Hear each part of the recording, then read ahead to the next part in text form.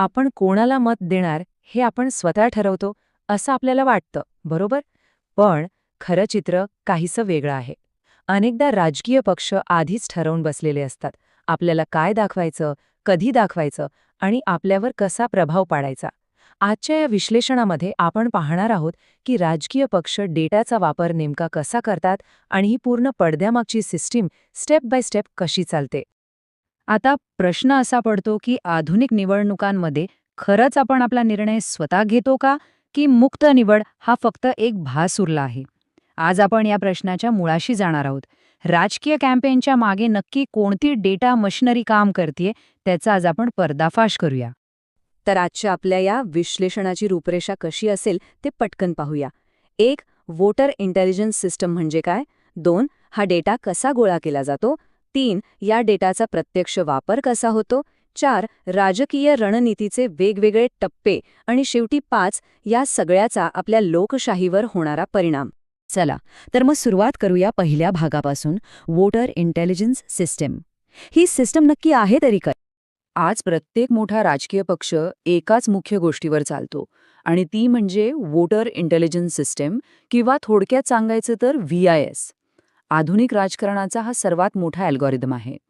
ही एक अशी मध्यवर्ती यंत्रणा आहे जी वेगवेगळ्या ठिकाणाहून येणारी माहिती एकत्र करते आणि आपल्यापैकी प्रत्येकाचं एक अतिशय सविस्तर वोटर्स प्रोफाईल तयार करते. पण हे कसं होतं? या सिस्टमचे मुख्य 3 लेयर्स असतात. पहिला लेयर म्हणजे मतदार डेटा, ज्यात मतदार यादी आणि आपली लोकसंख्या शास्त्रीय माहिती असते. दुसरा आहे डिजिटल डेटा, म्हणजे आपण सोशल मीडिया आणि मोबाईलवर काय करतो त्याची नोंद. आणि तिसरा लेयर म्हणजे ग्राउंड डेटा, ज्यामध्ये बूथ लेवलचे रिपोर्ट्स आणि सर्वेक्षणे येतात. हा सगळा डेटा एकत्र करूनच आपलं एक परिपूर्ण प्रोफाईल तयार केलं जातं. आता वळूयात दुसऱ्या भागाकडे. एवढा प्रचंड डेटा ही लोक गोळा तरी कसा करतात? यासाठी एक अतिशय शिस्तबद्ध यंत्रणा काम करते. ग्राउंड इंटेलिजन्समध्ये प्रत्येक बूथवरचे कार्यकर्ते घरोघरी भेटी देतात. मतदारांचं नाव, वय, त्यांच्या स्थानिक समस्या, एवढंच काय तर जात, ही सगळी माहिती थेट एका ॲपमध्ये फीड केली जाते. याशिवाय मोठ्या प्रमाणावर कॉल सेंटरमधून सर्वेक्षणे चालतात. तुम्हाला कोणती समस्या आहे किंवा तुम्ही कोणाला सपोर्ट करता अशी माहिती एका स्ट्रक्चर्ड डेटाबेसमध्ये जमा केली जाते. आणि फक्त ऑफलाईनच नाही, डिजिटल ट्रॅकिंगद्वारे ऑनलाईन विश्वावरही कडी नजर असते. फेसबुक, इंस्टाग्राम, यूट्यूबवर आपण काय पाहतो यावरून सेंटिमेंट ॲनालिसिस टूल्स आपला कल ओळखतात. म्हणजे आपलं साधं ऑनलाईन वर्तन थेट राजकीय डेटा बनतं. दुसरीकडे इलेक्टोरल रोल मायनिंग वापरून डेज डेटाबेसचे तुकडे केले जातात. युवा, महिला, अल्पसंख्यक, शेतकरी असे अनेक गट तयार केले जातात. बरं, डेटा तर गोळा झाला. आता बघूया तिसरा भाग, या डेटाचा प्रत्यक्ष वापर कसा होतो. हा सगळा डेटा मायक्रो टार्गेटिंग म्हणजेच अतिशय अचूक लक्ष्यीकरणासाठी वापरला जातो. इथे सगळ्यात महत्त्वाची गोष्ट म्हणजे राजकीय पक्षांचा असा एकच एक चेहरा नसतो. प्रत्येक गटासाठी ते वेगळा मेसेज डिझाईन करतात.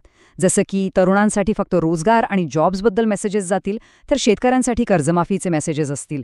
शहरांसाठी इन्फ्रास्ट्रक्चर, तर विशिष्ट गटांसाठी अस्मितेचे मुद्दे. एकाच पक्षाचे असे वेगवेगळे चेहरे या सिस्टममुळे लोकांसमोर येतात. आता मतदार भावनेने निर्णय घेतो विकासाच्या मुद्द्यावर की स्वतःच्या आयडेंटिटीवर?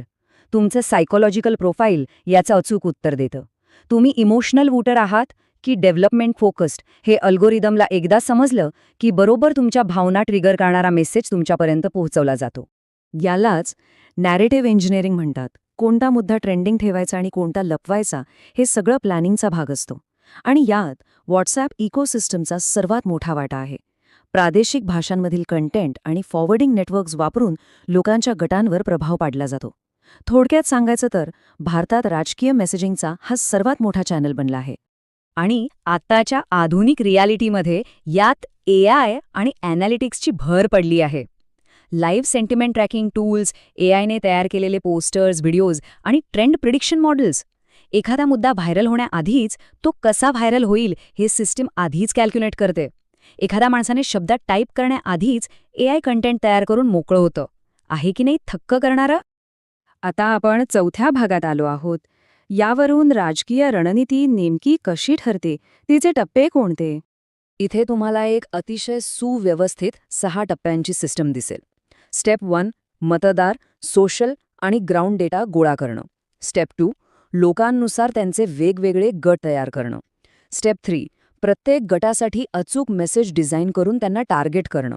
स्टेप 4, हा मेसेज व्हॉट्सॲप, रॅली आणि सोशल मीडियाद्वारे लोकांपर्यंत पोहोचवणं. स्टेप 5, लोकांची प्रतिक्रिया बघून स्ट्रॅटेजी बदलण्यासाठी फीडबॅक लूप वापरणं.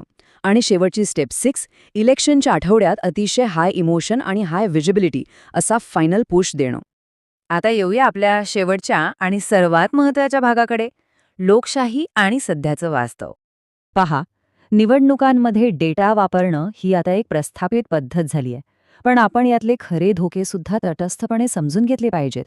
प्रायव्हसीचा प्रचंड मोठा भंग, मतदारांच्या भावनांशी होणारा न दिसणारा खेळ, फेक नॅरेटिव्हचा वेगाने होणारा प्रसार आणि समाजात निर्माण होणारं तीव्र ध्रुवीकरण, हे असे धोके आहेत ज्यांचा आपल्या सगळ्यांवर थेट आणि गंभीर परिणाम होतो.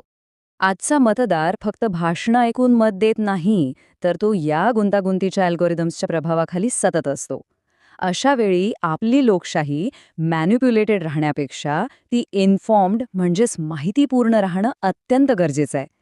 अल्गोरिदम्स कितीही भारी असले तरी शेवटी अंतिम शक्ती एका जागरूक नागरिकाकडेच असते, हे आपण अजिबात विसरता कामा नये. थोडक्यात काय तर राजकारण आता बदललं आहे, भाषणांपासून ते थेट डेटापर्यंत. पण एक गोष्ट अजिबात बदललेली नाहीये, आणि तो म्हणजे आपला मतदानाचा हक्क. हे विश्लेषण नक्की शेअर करा, कारण माहिती जितकी जास्त, आपली लोकशाही तितकीच मजबूत होईल. आणि नेहमी लक्षात ठेवा, आता राजकारण नुसतं डोळ्यांनी नाही तर डेटाने समजून घ्या.